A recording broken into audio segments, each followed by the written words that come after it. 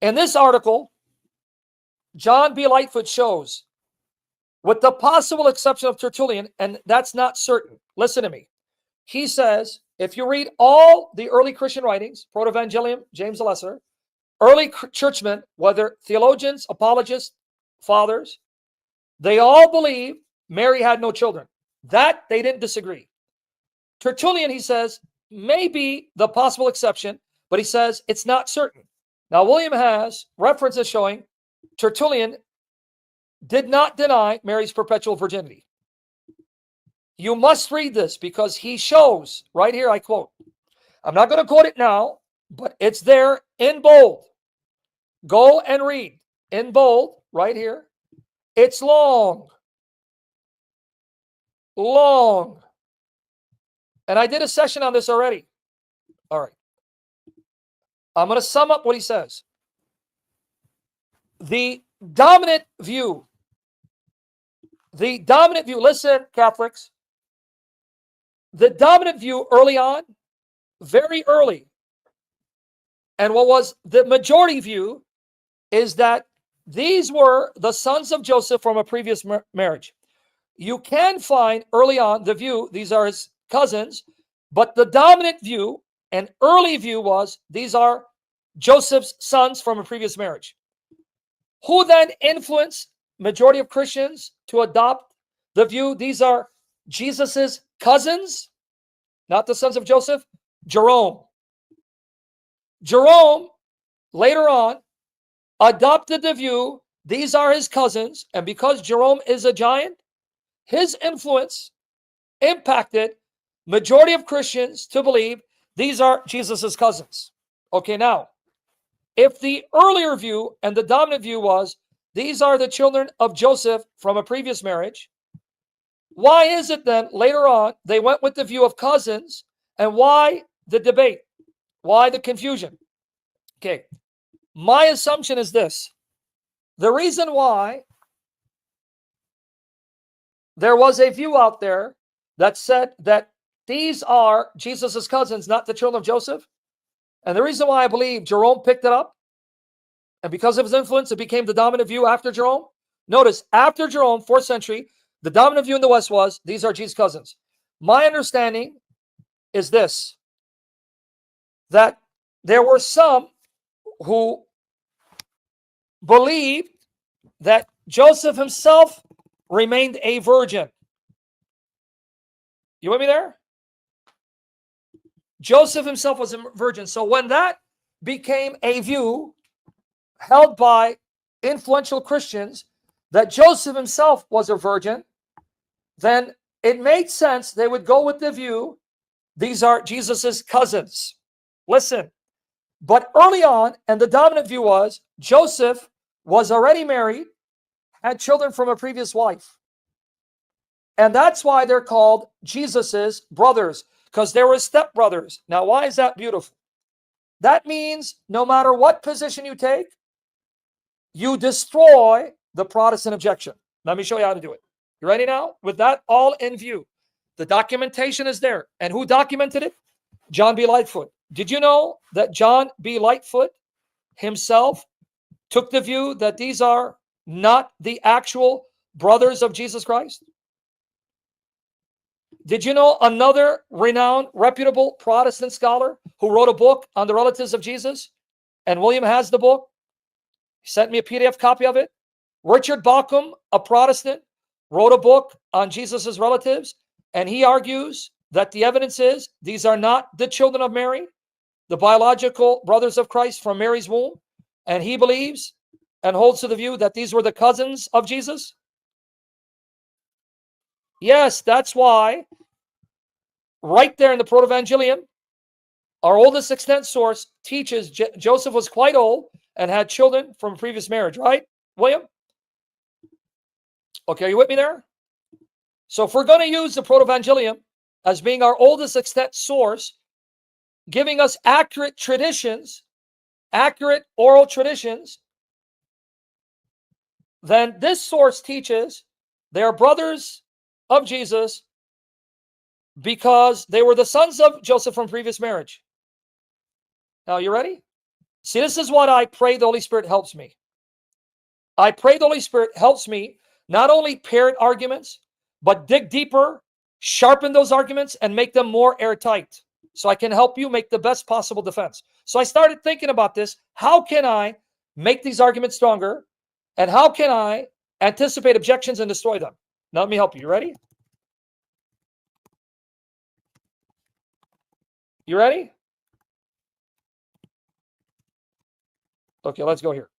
They'll say, see, Mark 3, 31, 35. Then Jesus' mother and brothers arrived, standing outside. They sent someone in to call him, and a crowd was sitting around him. They told him, your mother and your brothers are outside looking for you. Who are my mother and my brothers? He asked.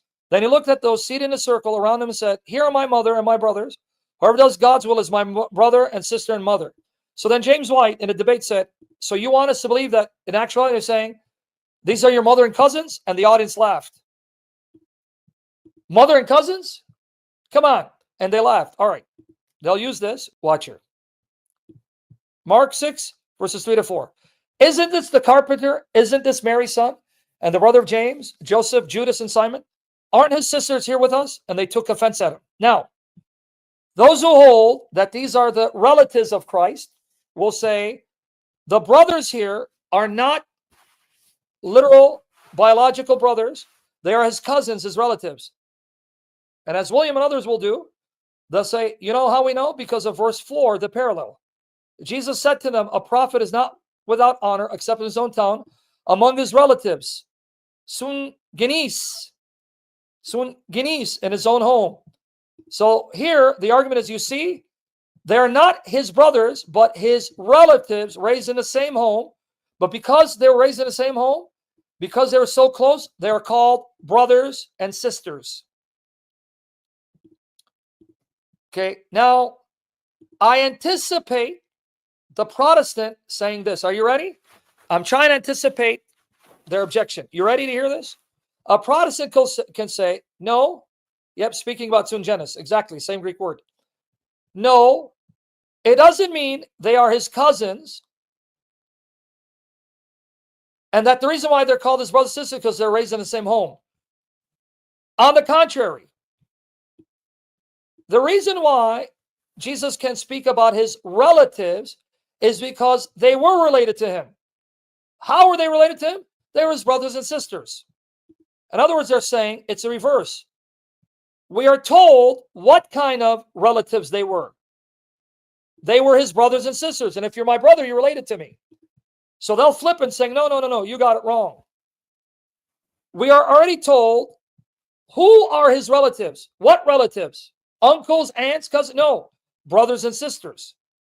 So it's not that they are cousins raised in the same home, and because they're so close, they're called brothers and sisters. It's the opposite. We are being told they are his relatives because they're his brothers and sisters. You get the argument? So in other words, it becomes stalemate. That's what a Protestant is going to say, and you're going to object, and you get nowhere. No, I disagree. They're only called brothers and sisters because these were his cousins, his relatives raised in the same home. And because of that close connection affinity, they're called brothers and sisters, though they were his cousins, his relatives. Protestants, no, I disagree with you. The reason why Jesus says his relatives in his home, because we're told what kind of relationship he had with them, what kind of relatives they were. They weren't his uncles, they weren't his aunts, they weren't his cousins, they were his brothers and sisters. Well, stalemate. No one wins, and you can say, I disagree, and he can say, he disagrees. But let me show you, if we go with the view, that doesn't mean they win. That just means they won't get obliterated, clobbered. It'll be a stalemate, meaning if you're a Protestant, you're going to say, I disagree with the Catholic. You're Catholic, you're going to say, I disagree with the Protestant. But let me show you the way to clobber them. You ready? If we go with the view, they are Joseph's children from a previous marriage, now you win. Either position is good, but I'm saying, when I'm now confronted with this, I know how to bury them. John 1:45. Philip found, Nathanael told him, we have found the one Moses wrote about in the law, and whom the prophets also wrote, Jesus of Nazareth, the son of Joseph. Just like they say Jesus' mother, brothers and sisters, they also say Joseph is his father, the son of Joseph. Watch where I'm going with this. Because I want to make it as sharp as possible, destroy objections, leaving them no stone, right? No stone that's unturned. Son of Joseph, all right. John 6, 41, 42. At this, the Jews there began to grumble about him because he said, am I the bread that came down from heaven? I'm sorry, I am the bread that came down from heaven. They said, is this not the son of Joseph, whose father and mother we know? How can he now say I came down from heaven? So this is what I tell the Protestants. Was Joseph Jesus's biological father? No. He was his legal father, right? Yes. And therefore he was his legal son, right? Yes. Likewise, just like Joseph is not his biological father, his brothers are not his biological brothers. They are his stepbrothers because Joseph is his adoptive father. You get the point? They are no more literally his biological brothers than Joseph is his biological father, even though he's said to be the son of Joseph, and they're said to be his brothers and sisters. You can still affirm they are his brothers and sisters legally, adoptively, just like Joseph is his father, legally and adoptively, and you still win. After this, Jesus went around in Galilee. He did not want to go about in Judea because the Jewish leaders there were looking for a way to kill him. When the Jewish festival of tabernacles was near, Jesus' brothers said to him, leave Galilee, go up to Judea, so the disciples there may see the works you do. No one wants to become a public figure, acts in secret. Since you are doing these things, show yourself to the world, for even his own brothers do not believe in him. What brothers? The sons of Joseph. Just like he's not the biological son of Joseph, John 6:42, John 1:45, they are not the biological brothers and sisters of Jesus. They are the legal brothers and sisters of Jesus because they're the sons of Joseph, and Joseph is his legal father. Bye-bye, Protestant objection. It's over. Which brings me to my final point here. If they tell you, well, how do you know they are Jesus's legal brothers and sisters? The Bible doesn't say it. I know it from the same sources from which you know Mark wrote Mark, Matthew wrote Matthew, Luke wrote Luke and Acts, John wrote John, from the same sources who preserved your canon, the early Christians. That's how I know. If these early Christians can be trusted to preserve your Gospels and tell you who wrote them, they can be also trusted to tell you who the brothers were. Game over.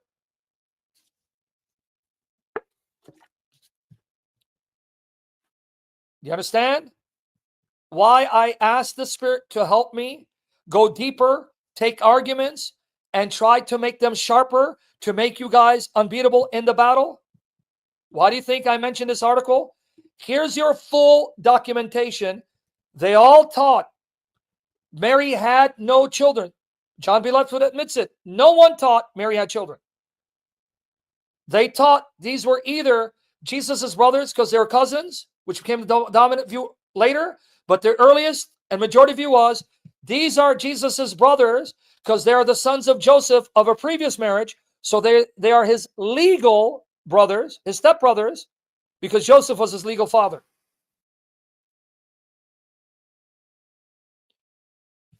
You see? Now we've made the argument sharper. So if they tell me, well, hold on. It says his mother and brothers, and his brothers and sisters are named. I go, yeah, they are his brothers and sisters. What do you mean? They are his legal brothers and sisters, his stepbrothers and sisters, because they're the sons of Joseph from a previous marriage. And just like Jesus can be the son of Joseph, not biologically, legally, they can be his brothers and sisters legally, not biologically. You got it? You understand? Whether you take the cousin's view, they can't refute you. At best, it's stalemate. Or if you take that they are the legal brothers and sisters, his stepbrothers and sisters, because they're the sons and daughters of Joseph previous marriage, they can't refute that, because if they ask you where you get that from, I got it from the same Christians who told you Mark wrote Mark, Luke wrote Luke and Acts, Matthew wrote Matthew, John wrote John, who preserved those scriptures, the early Christians. And none of them believed Mary had any children after Christ. So if you can't trust them in that regards, how do you know that they can be trusted to tell you these are the Gospels inspired by the Spirit through these men? You can't have your cake and eat it too.